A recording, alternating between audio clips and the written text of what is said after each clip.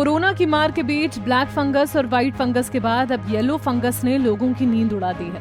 Black और white fungus के कहर के बाद अब येलो फंगस ने दस्तक दे दी है। गाजियाबाद में येलो फंगस का पहला मामला सामने आया है और इस येलो फंगस को बाकी दोनों फंगस से भी ज्यादा खतरनाक बताया जा रहा है। इस फंगस को म्यूकोर्स सेप्टिकस का नाम दिया गया है। जानकारी के अनुसार येलो फंगस से पीड़ित मरीज गाजियाबाद का रहने वाला है और वो डायबिटीज से पीड़ित होने के साथ पहले कोरोना संक्रमित भी रह चुके हैं। पीड़ित मरीज का इलाज गाजियाबाद के हर्ष ENT अस्पताल में चल रहा है। तीमारदार के परिजन ने बताया कि पीड़ित को कम धुंधला दिखने की प्रॉब्लम थी, जिसके बाद उन्होंने डॉक्टरों को दिखाया। ट्रीटमेंट जो है कोविड की ही चल रही थी।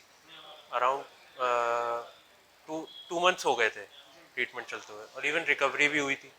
रिकवरी भी अच्छी होने लगी थी, लेकिन फिर सडनली अभी लास्ट 2-3 डेज से हमें ये नोटिस होने लगा कि राइट हैंड साइड का ये पूरा स्वेलिंग आ रही थी।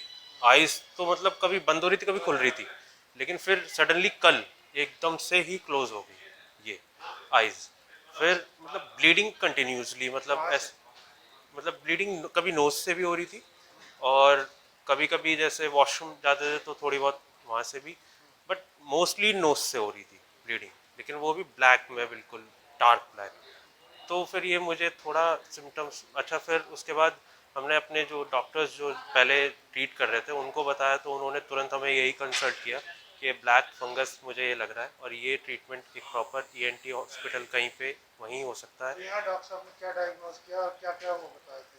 अभी फ़िलहाल तो डायग्नोस क्या, जो नॉर्मल ब्लैक फंगस की ट्रीटमेंट चल रहे हैं, जो नॉर्मल प्रतिक्रिया है वो चली, लेकिन जब हम यहाँ लेकर आए उन्होंने सबसे पहले पापा को चेक करा कि कितना अंदर इन्फेक्टेड है, पूरा नोज़ का, गले का, ये उन्होंने चेक करा। ये CT स्कैन वगैरह जो इनकी प्रॉपर जो टेस्ट थे वो सब कराए, लेकिन फिर जैसे उनको पता लगा कि कुछ ज़्यादा ही अंदर है ये इन्फेक्टेड, तो उसके बाद जो है इन्होंने कहा कि भाई ऑपरेशन करना पड़ेगा, वो निकालने पड़ेंगे जो अंदर क्लॉटिंग वगैरह है। फिर कल ही ये ऑपरेशन किया है इन्होंने। उसके बाद से मैं कोई इम्प्रूवमेंट अभी तो खैर कुछ नहीं कहूँगी, क्योंकि अभी कोई नॉर्मल इंजेक्शंस इसके क्योरिंग इंजेक्शंस शुरू नहीं हुए। डॉक्टर ने बताया कि येलो फंगस एक घातक बीमारी है, क्योंकि आंतरिक रूप से शुरू होती है। इसके लक्षणों में सुस्ती, कम भूख लगना या बिल्कुल भी भूख न लगना और वजन कम होना देखा जा रहा है। जैसे जैसे ये आगे बढ़ता है वैसे वैसे ये घातक होता जाता है। ये जो पीला फंगस है, इसका जो नेम है वो है म्यूकर सेप्टिकस। जो म्यूकर माइकोसिस होता है ये उससे मिलता जुलता है, लेकिन जो म्यूकर सेप्टिकस है ये फर्स्ट टाइम ह्यूमन में देखा गया है। ये यूजुअली छिपकली वगैरह में मिलता है और इसको फर्स्ट टाइम मैंने एक पेशेंट में देखा है जिसमें वाइट फंगस भी था, और जिसमें ब्लैक फंगस भी था और जिसमें पीला फंगस भी देखने में आया है। इसका CT स्कैन बिल्कुल नॉर्मल था, लेकिन इसके लक्षण थे कि उसको एक्सट्रीम वीकनेस है, उसको सर दर्द है, उसको सांस लेने में दिक्कत है।